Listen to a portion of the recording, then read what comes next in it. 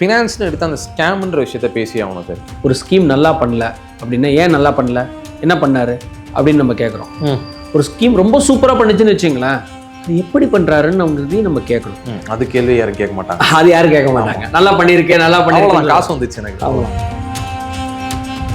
எப்பயுமே நம்மளுக்கு வந்து பின்னாடி தான் தெரியும். பட்டு அப்நார்மலாக இன்ட்ரெஸ்டட் இருந்ததுனாலே அங்கே நம்ம அவாய்ட் பண்ணணும். ஸ்கேமில் வந்து பார்த்தீங்கன்னா நிறைய நடந்துச்சு. இந்த சத்தியம் கம்ப்யூட்டர்ஸாக இருக்கட்டும், ஆருத்ரா கோல்டாக இருக்கட்டும், அதெல்லாம் நடந்துட்டு இருக்கப்போ நீங்களும் மார்க்கெட்டில் தான் இருந்திருக்கீங்க. ஸோ சத்தியம் கம்ப்யூட்டர்ஸ் வந்து 2008 ஆகஸ்ட் செப்டம்பர், அது யாராலையும் ப்ரெடிக்ட் பண்ண முடியல யாராலையும். வேற இந்த இப்போ ரீசனாக நடந்த ஐஎஃப்எஸ் வெள்ளூர், இந்த ஆருத்ரா, அப்புறம் போன வாரம் கூடி நான் வந்து மயிலாப்பூரில் இருக்கும்போது மயிலாப்பூர் பர்மனன்ட் நிதி 500 கோடி டெபாசிட், 5000 டெபாசிட்டர்ஸ் இருக்காங்க போல். ஸோ இதெல்லாம் கிளியராக தெரியுது. எங்கெல்லாம் 9-10% மேலே இருக்கோ அங்கெல்லாம் ப்ராப்ளம் தான். ரிஸ்க்குன்னா என்னன்னே தெரியாது. உங்களுக்கு பேராசை, என்ன வரணும் 15 20 இன்னும் ஜாஸ்தியாகும்ட்டு. would you believe it, there are lot of retirees 60 வயசு 70 வயசில் உள்ளவங்களாம் இந்த மயிலாப்பூர் பர்மனன்ட் நிதி ட்ரஸ்ட்டில் வந்து பணத்தை விட்டுருக்காங்க. ஸோ ரிட்டையருக்கு அதுக்கப்புறம் அவங்க 70 வயசுக்கு மேலே வேலைக்கு போக முடியுமா, இல்லை இழந்த இவ்வளோ பணத்தை வந்து இனிமேலுக்கு அவங்களால மீட்க முடியும்?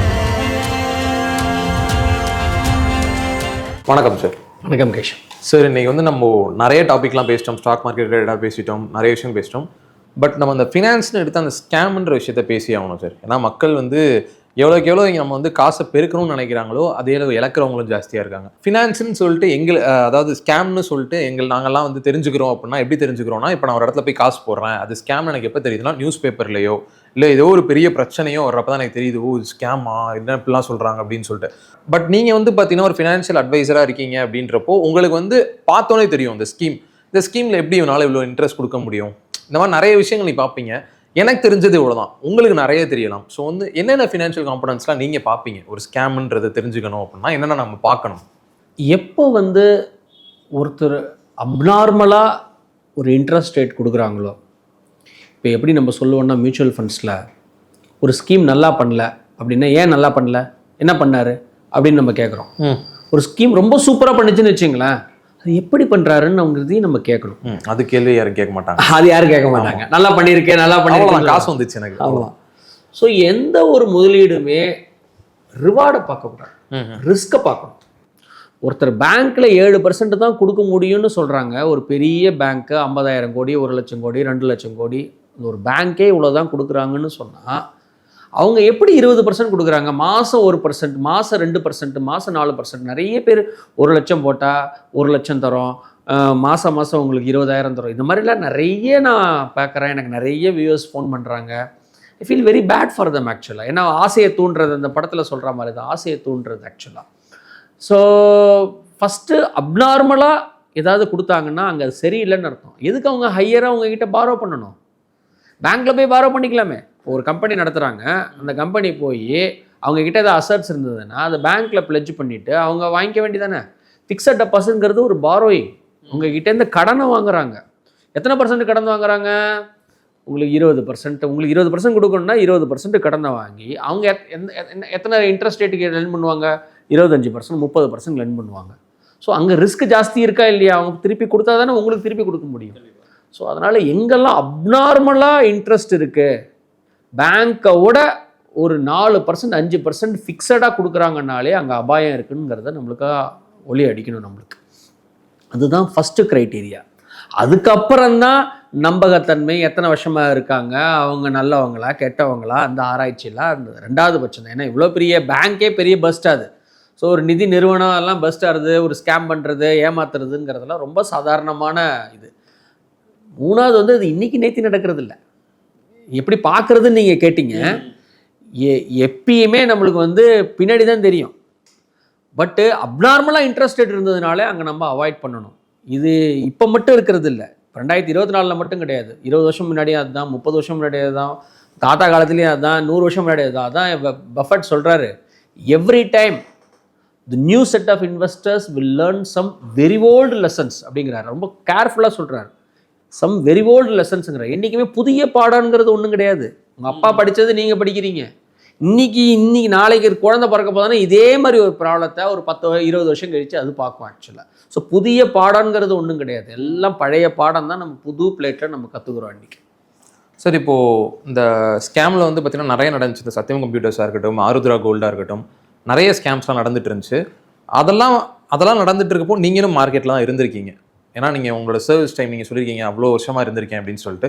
ஸோ நீங்கள்லாம் அந்த விஷயத்தை பார்க்குறப்போ உங்களுக்கு எப்படி சார் இருந்துச்சு? உங்களுக்கு ஸ்டார்டிங்லேயே தெரியுமா அது ஸ்கேம்னு? இல்லை உங்களுக்கு தெரிய வர்றப்போ அதோட இம்பாக்ட் எப்படி சார் இருந்துச்சு?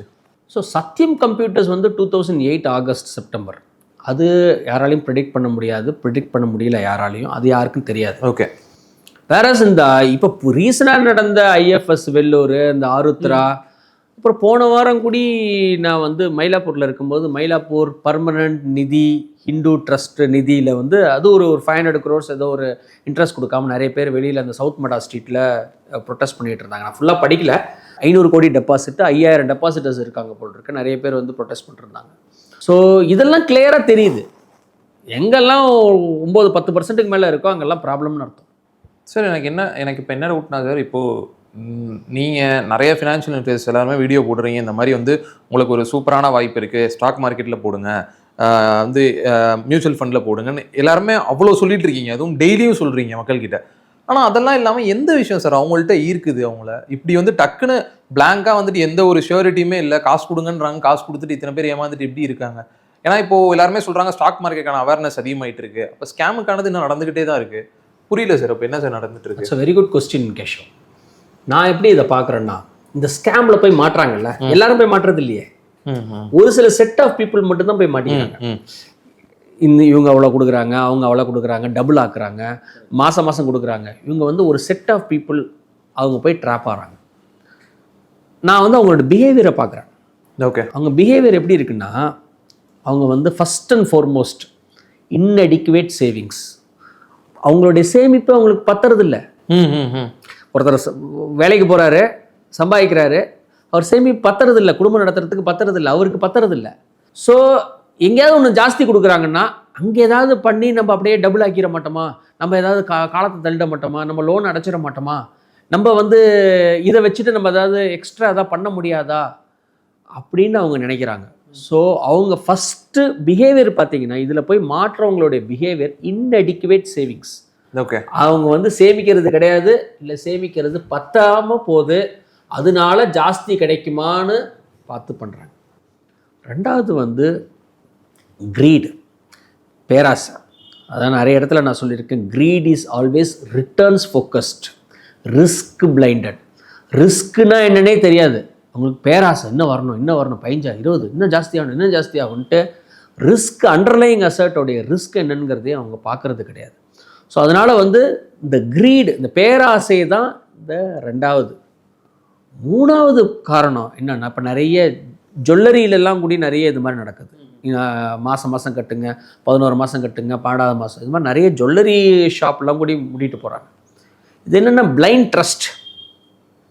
நாங்கள்லாம் என்ன சொல்லுவோம்னா, நான்லாம் பேங்க்கில் ஒர்க் பண்ணும்போது ஒரே ஒரு விஷயத்த சொல்லுவோம். இப்போ கேஷ் இருக்கும், ஒரு 30 லட்சம் கேஷை எண்ணணும். 30 லட்சம் கேஷை எனக்கு இருக்கிற டைமே ஒரு 15 நிமிஷம் தான் டைம் இருக்கும். அந்த 30 லட்சம் கேஷையும் நான் எண்ணணும்.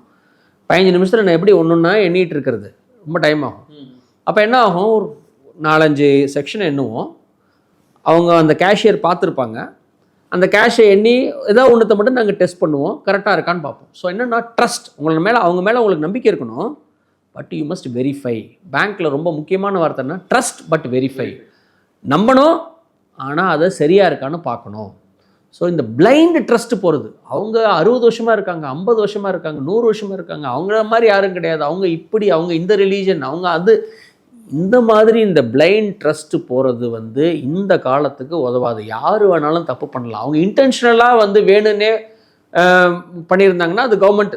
பட்டு சில சமயத்தில் அவங்க கொடுத்த பணம் வந்து திரும்பி வராமல் இருந்துக்கிறதுக்கு வாய்ப்பு இருக்குது. ஸோ இந்த பிளைண்ட் ட்ரஸ்ட் அது போகவே கூடாது. The capabilities are not static, advantage is not permanent. இன்னைக்கு நீங்கள் நல்லா இருக்கீங்கன்னு சொல்லிட்டு நாளைக்கு எப்படி இருக்குங்கிறது நம்மளுக்கு தெரியாது. ஸோ அதனால் இந்த பிளைண்ட் ட்ரஸ்ட், இந்த 3 ரீசன் தான் மெயின் ரீசன் இந்த மாதிரி ஒரு ஸ்கேம்ஸ்கிட்ட போயிட்டு நம்ம ஏமாறதுக்கு மெயின் ரீசன். அது ஒரு செக்ஷன் ஆஃப் பீப்புள் தான் அதில் போய் மாட்டிக்கிறாங்க.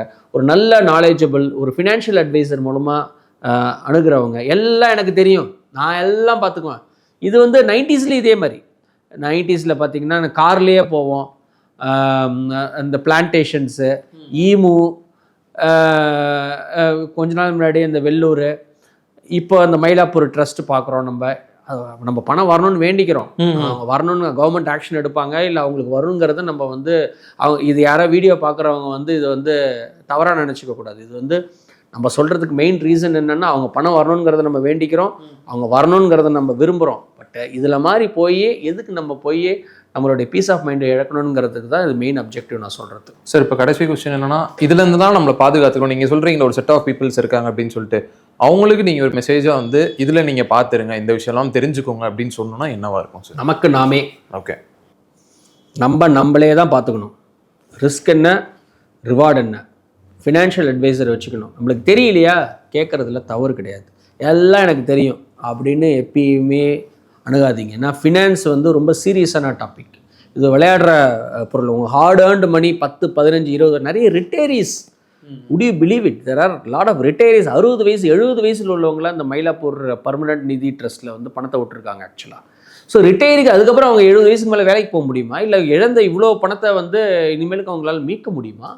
ஸோ அதனால் நமக்கு நாமே இவ்வளோ ஊரை திருத்துறது நம்ம வேலை இல்லை, நம்ம திருத்திக்கணும். நமக்கு நாமே இல்லைன்னா நமக்கு நாமமே அப்படிங்கிறது தான் என்னுடைய வியூ. ஓகே சார், ரொம்ப நன்றி சார். தேங்க்யூ கேஷவ்.